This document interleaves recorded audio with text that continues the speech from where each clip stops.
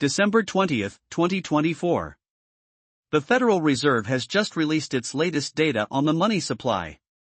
The M2 figure, which serves as the broadest gauge of money currently circulating within the economy, now registers an astonishing $21.2 trillion.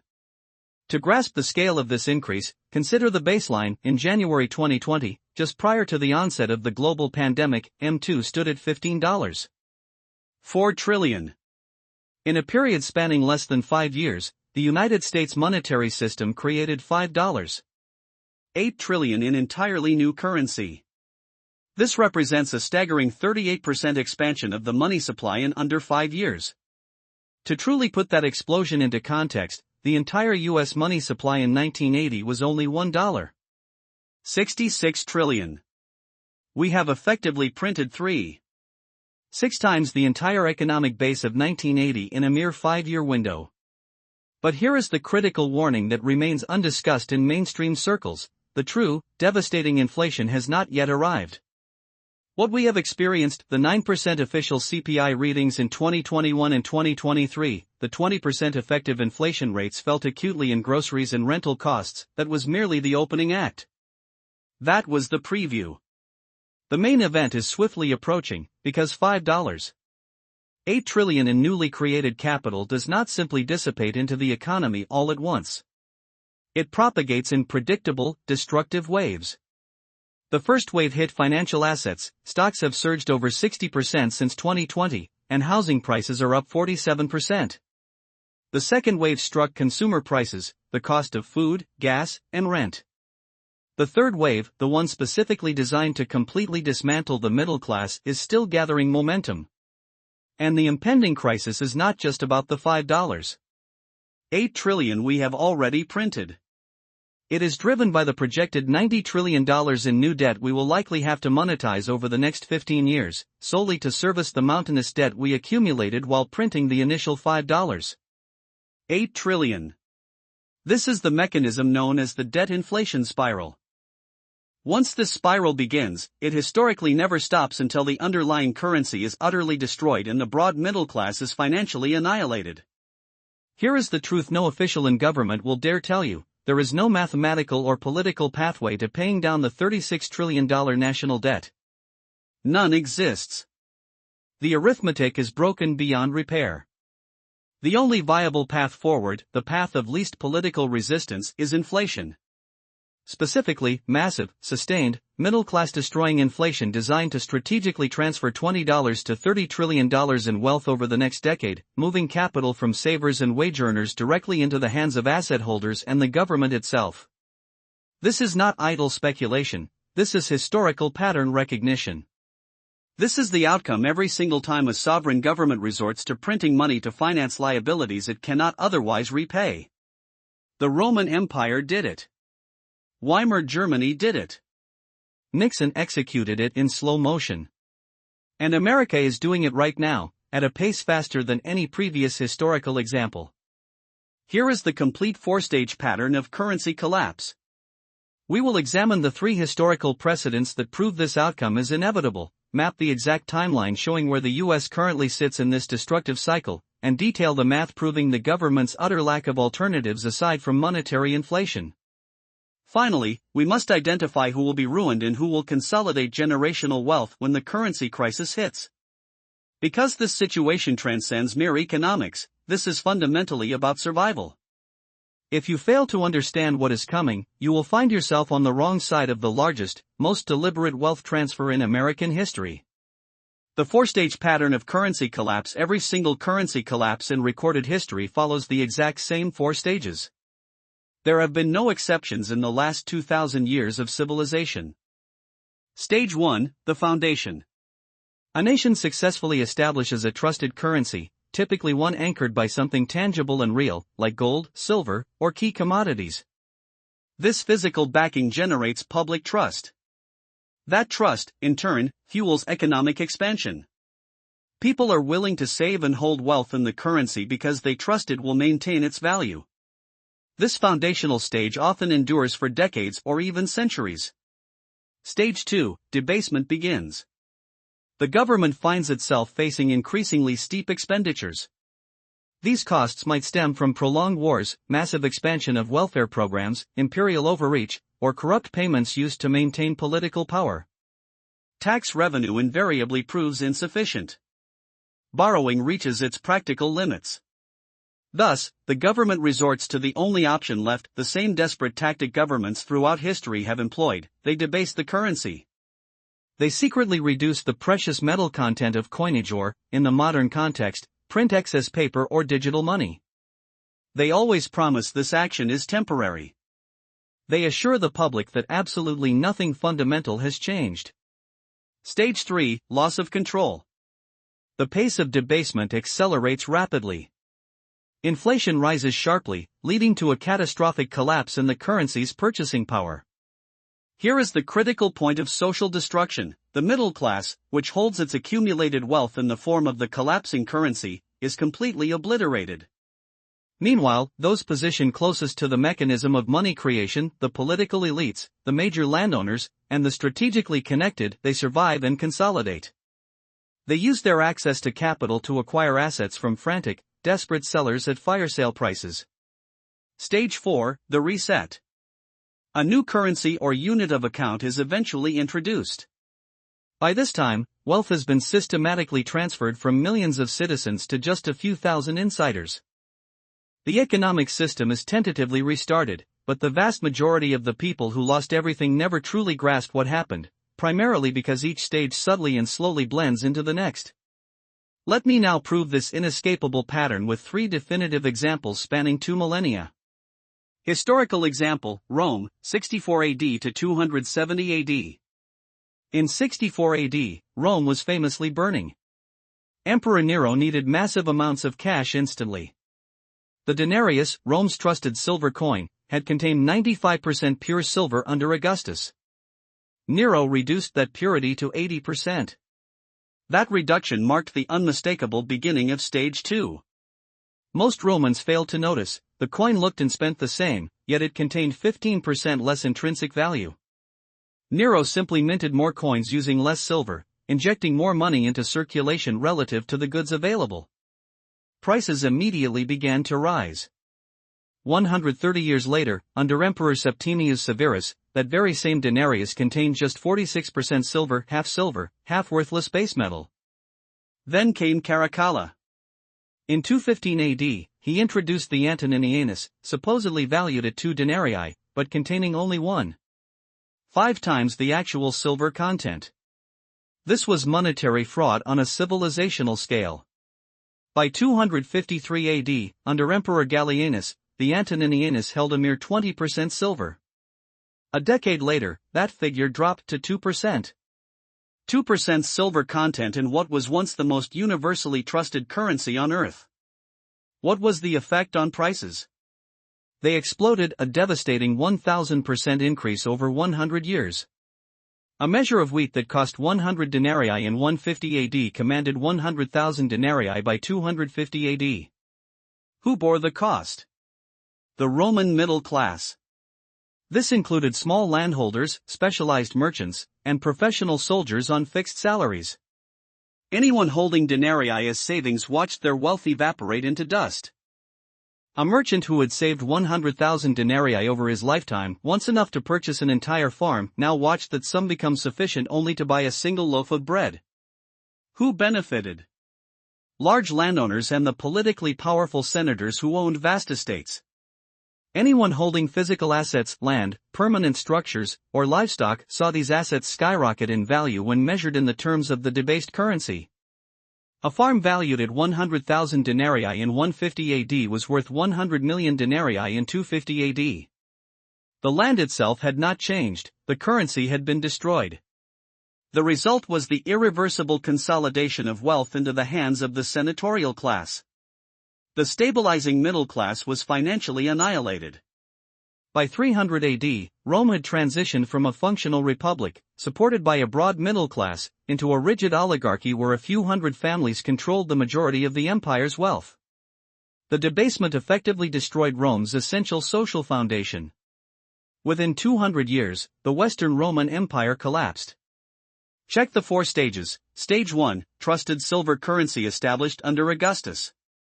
Stage 2, 200 plus years of gradual debasement to fund wars and imperial overreach. Stage 3, hyper-debasement resulting in 1000% inflation, total middle-class destruction. Stage 4, currency reform introduced under Diocletian. Wealth was permanently concentrated to the elite, and the empire was weakened beyond repair. Pattern complete. Historical example, Weimar Germany, 1921 to 1923. Following World War I, Germany was obligated to pay 132 billion gold marks in war reparations, a sum equivalent to roughly $442 billion in today's currency. Germany had abandoned the gold standard during the war, meaning they now had to pay in a gold-backed currency while possessing virtually no gold reserves themselves. The Weimar government faced a choice: raise taxes drastically or implement devastating spending cuts. Both were politically impossible. Their immediate solution was to print money. Watch the catastrophic speed of this acceleration. January 1919, 8.9 marks per US dollar, a normal post-war level. July 1922, 493 marks per dollar. January 1923, 17,972 marks per dollar, coinciding with the French occupation of the Ruhr. August 1923, 4.6 million marks per dollar. November 1923, a shocking 4.2 trillion marks per dollar. A simple loaf of bread that cost 160 marks at the end of 1922 ballooned to 200 billion marks by November 1923. Families who had saved diligently for generations saw their entire fortunes vanish in a matter of months. A middle-class family possessing 100,000 marks in savings in 1922, enough for 5 years of comfortable living, could not afford a single postage stamp by December 1923. But anyone holding real, tangible assets survived. Farmers owned land that produced necessary food. Factory owners possessed buildings and machinery. Crucially, anyone who had wisely borrowed money in marks saw their debt obligations inflated away to zero. If you borrowed 100,000 marks in 1921 to buy a house, by 1923, you still legally owed 100,000 marks, a sum now equivalent to 1/1,000,000th of a loaf of bread. Your debt was effectively erased, your house was yours, free and clear. The hyperinflation achieved the largest, swiftest wealth transfer in German history, moving capital from the middle-class savers and fixed-income earners to the asset holders and debtors.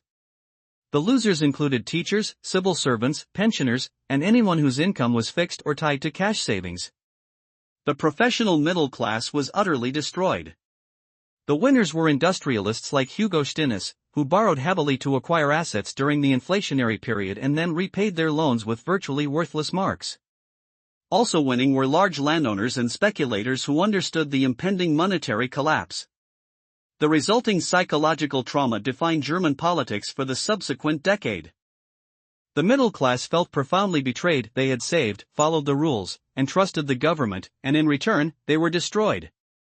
A failed artist named Adolf Hitler successfully constructed a political movement built upon their fury and rage. Apply the pattern. Stage 1, gold-backed mark established pre-World War I. Stage 2, currency expansion during World War I and continuous printing to meet reparations obligations, 1921 to 1923. Stage 3, a peak monthly inflation rate of 29,500% in October 1923, resulting in total middle-class destruction. Stage 4, introduction of the Rentenmark in November 1923. Wealth consolidated. Hitler rises to power within 10 years. The pattern repeated, undeniable.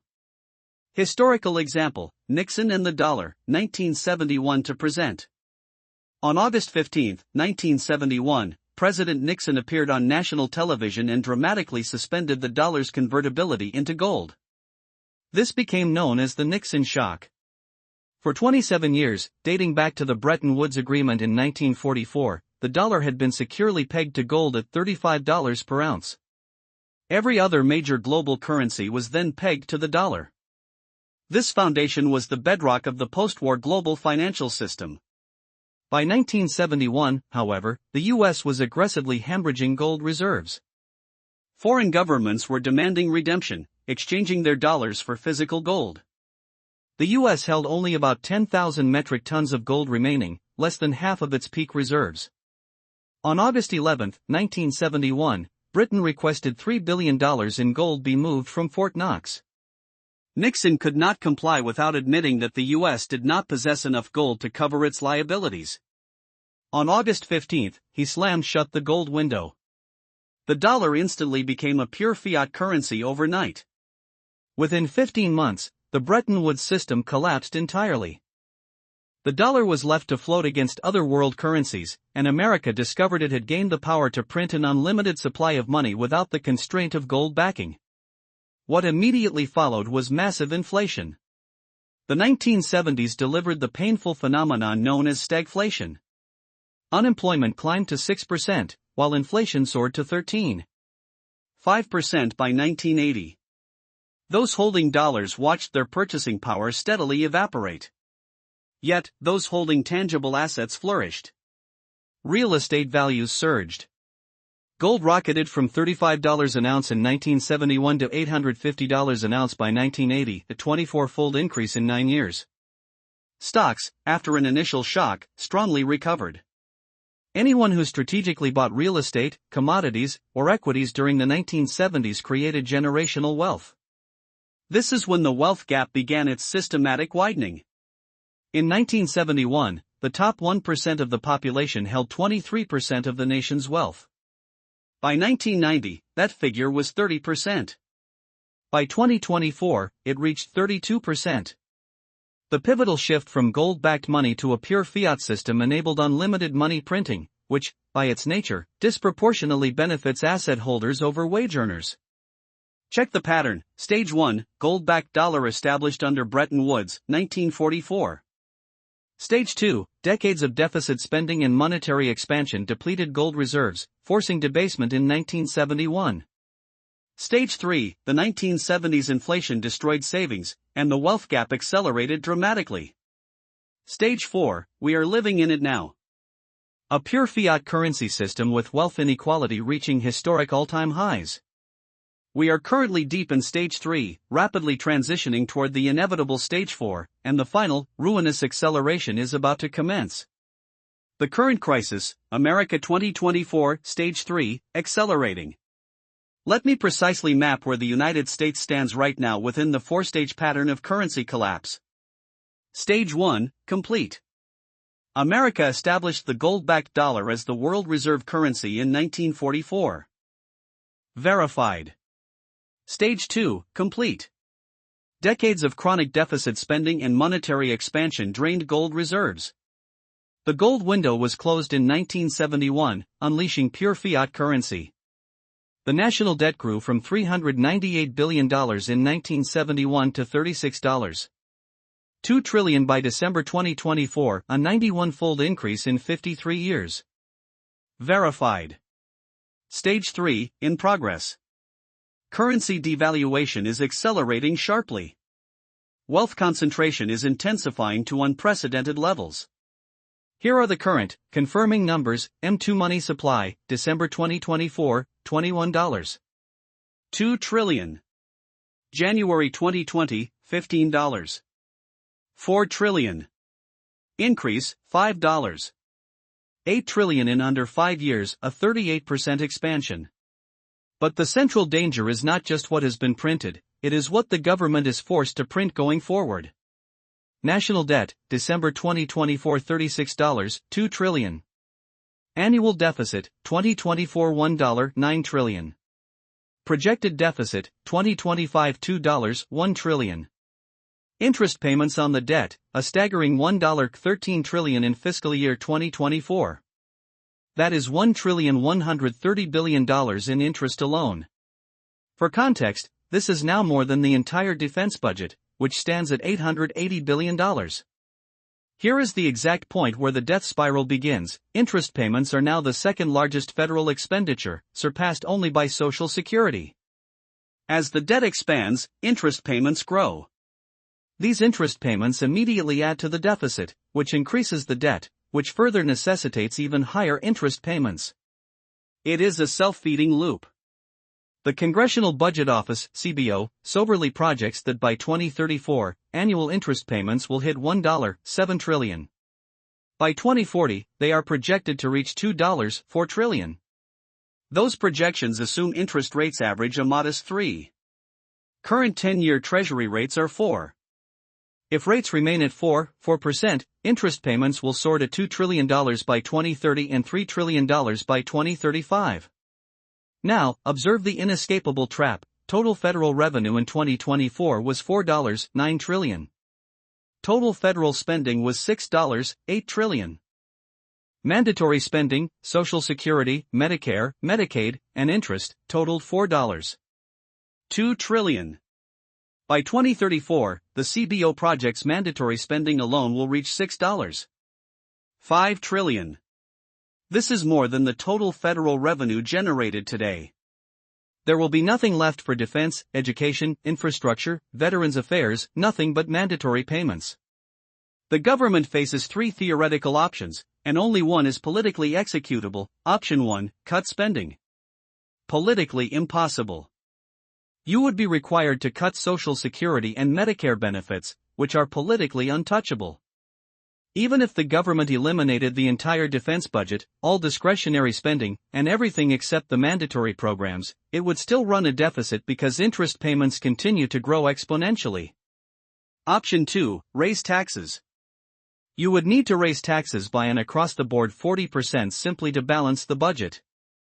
That means the average family making $75,000 would pay $9,000 more per year in taxes. This is political suicide and will not happen. Option 3, print money. This is the only option left. The Federal Reserve will be forced to buy treasury bonds by creating new money out of thin air. This process is debt monetization. This is the guaranteed source of future inflation, and we are already engaged in it. The Fed's balance sheet, which peaked at $9 trillion in 2022, is currently $7.4 trillion. While the Fed claims it is shrinking its balance sheet, it still holds $4.8 trillion in treasuries. As deficits swell and crucial foreign buyers, China down $350 billion from its peak, Japan down $180 billion, reduce their treasury purchases, the Fed will have to step in and dramatically increase its own purchases. This means printing money to finance government debt. That is the core inflation mechanism, and it is not hypothetical, it is accelerating right now. The coming inflation timeline.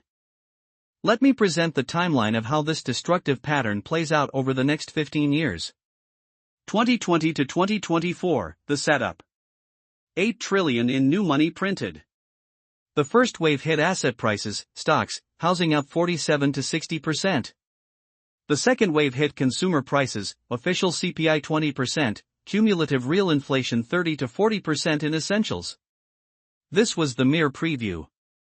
2025 to 2027, deficit explosion. Annual deficits consistently exceed $2 trillion.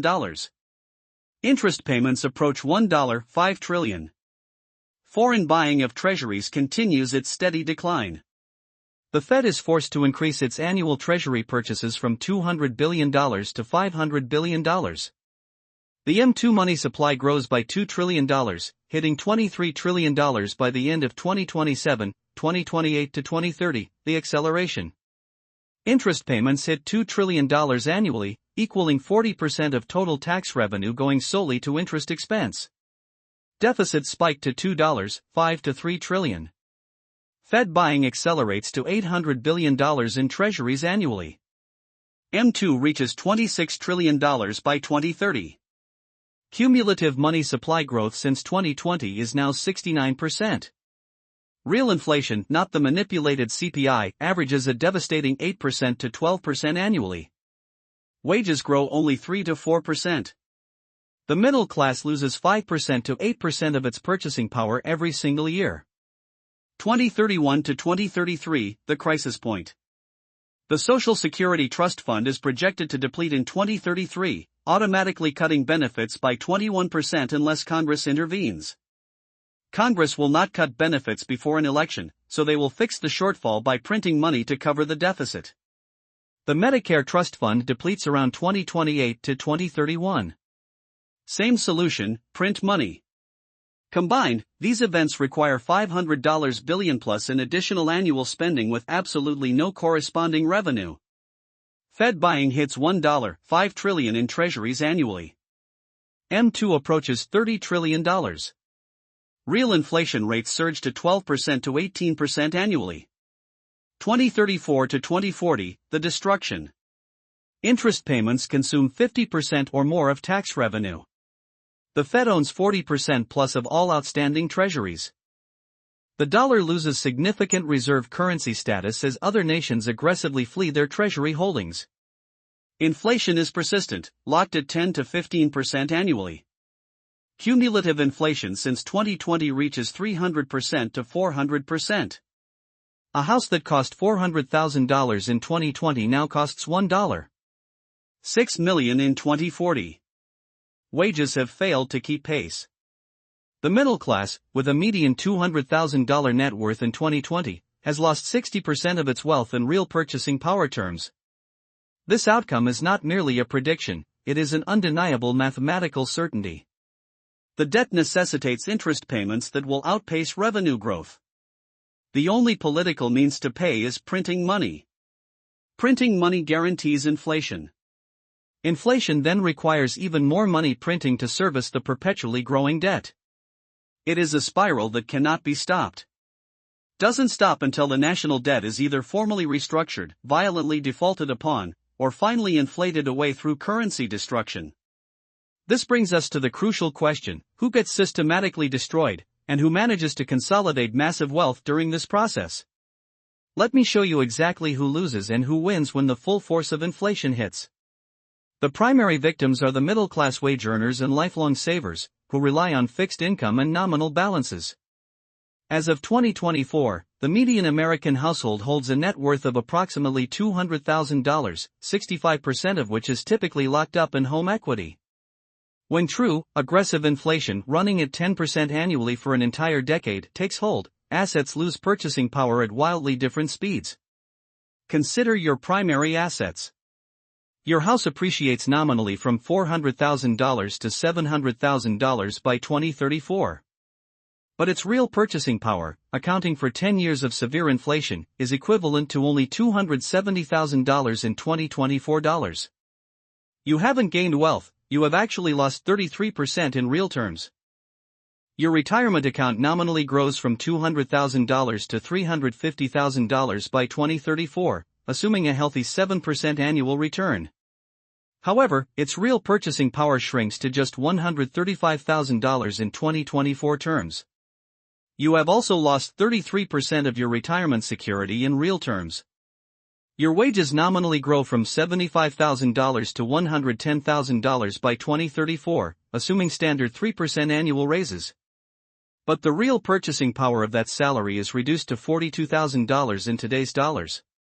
You have suffered a devastating 44% loss in real income.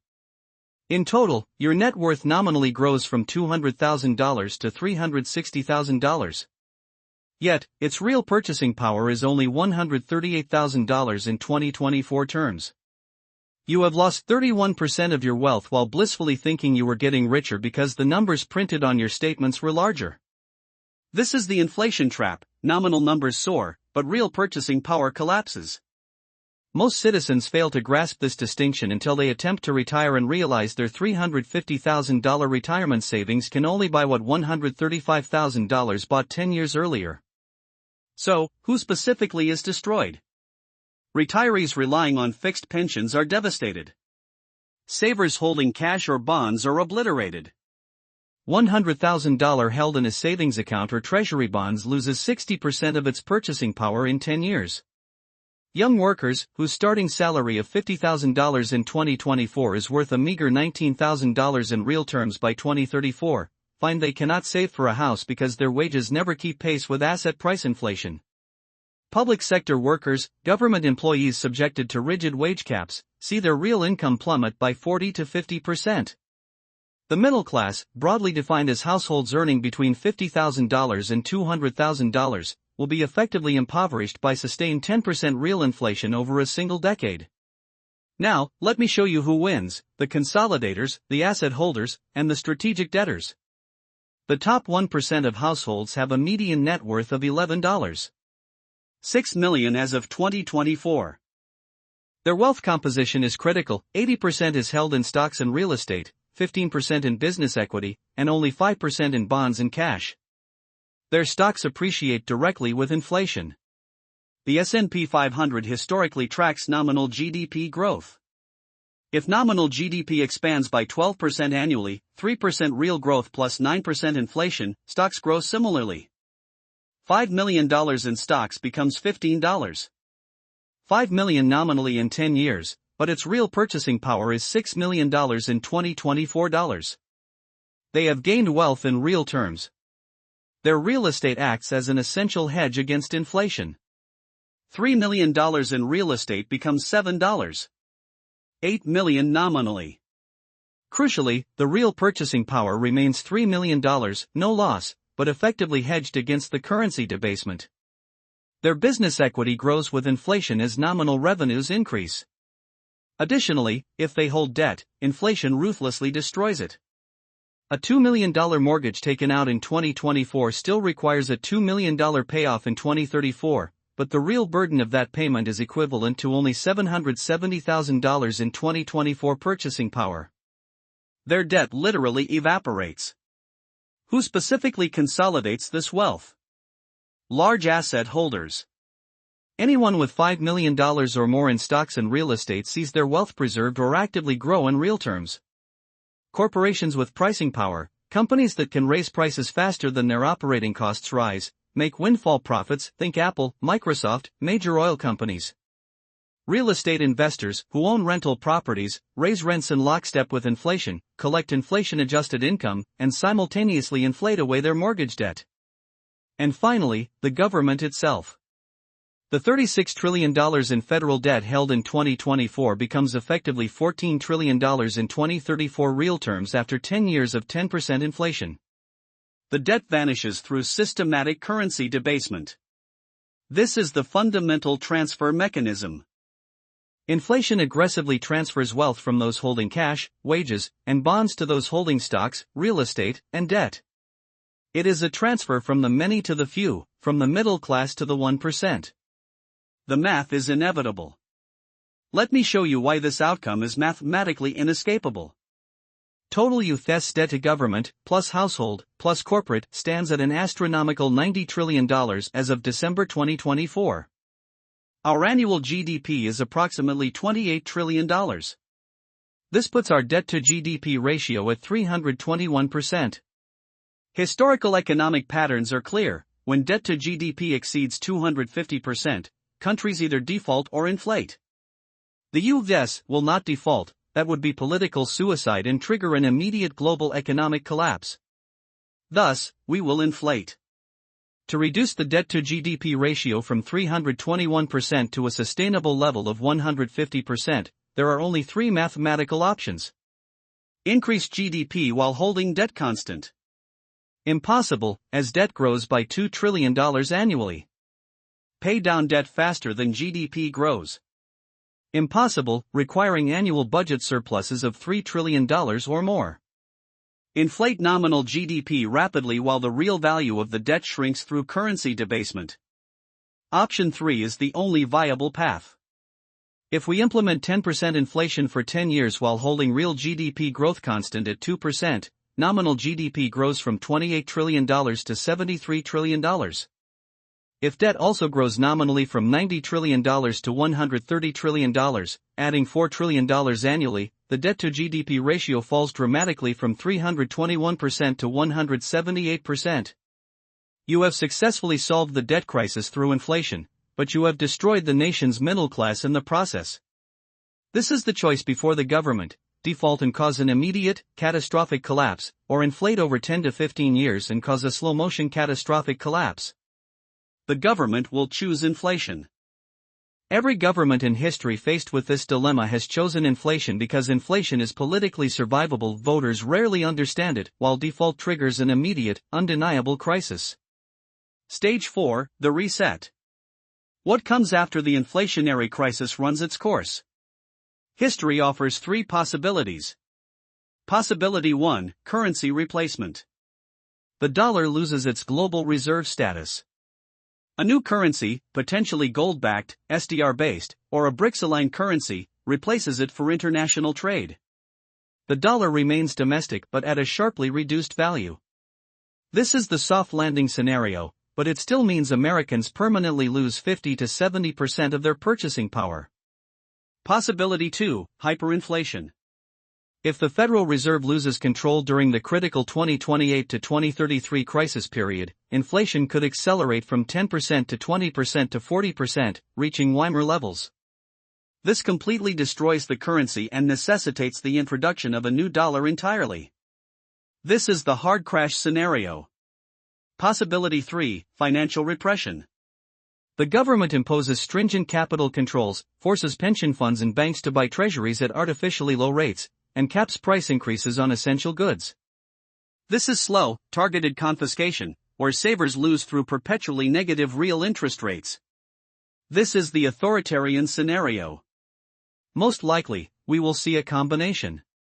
Sustained high inflation 8 to 15% annually for 10 to 15 years reduces the debt burden while systematically liquidating middle-class savings. The currency partially loses its reserve status. The government implements some degree of capital controls.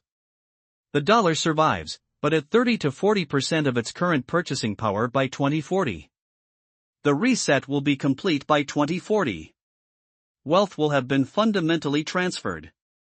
The middle class, holding a $200,000 median net worth in 2024, will have $140,000 in real purchasing power left.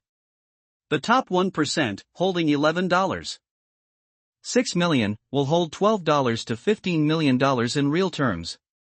They will have grown their wealth through inflation. The pattern finishes, millions lose, thousands consolidate, the currency resets, and history repeats itself. Right now, December 2025, we are precisely at the inflection point. The $5.8 trillion that has already been printed is currently working its way through the system. The $90 trillion in coming inflation over the next 15 years is the cold, mathematical consequence of a debt load that cannot be serviced or repaid except through the debasement of the currency. The middle class is on the verge of being destroyed not by a single dramatic crash, but by sustained inflation that silently erodes purchasing power by 5 to 10% annually for a decade. You will watch your salary rise and yet feel poorer every single year. You will watch your house price double and realize you still can't afford to move because new houses have tripled. This pattern has repeated for 2,000 years. Rome debased its currency for 200 years and annihilated its middle class.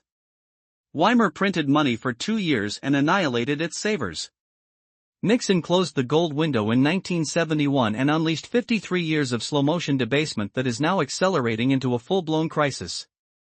America is following the exact same script: Stage 1 complete, Stage 2 complete, Stage 3 in progress, and Stage 4 rapidly approaching. If this analysis shows you that the $90 trillion in coming inflation is mathematically inevitable, and if you now understand the four-stage pattern that has destroyed every major currency in history, and if you see clearly that the middle class is about to be annihilated while asset holders consolidate wealth, subscribe now. Because the next video shows you the 3 specific, actionable steps you can take right now to position yourself firmly on the right side of this massive wealth transfer. I will detail how to convert vulnerable assets into inflation-protected assets, how to use strategic debt the same way the 1% does, and why the next 3 years, 2025 through 2027, are the absolute last window to prepare before the acceleration makes preparation too late. The $90 trillion inflation isn't just coming, it is already here. The first $5.8 trillion has been printed. The next $15 trillion will be printed by 2030. And by 2040, we will have inflated away $90 trillion in real debt burden by sacrificing the currency and the middle class along with it. The pattern doesn't lie.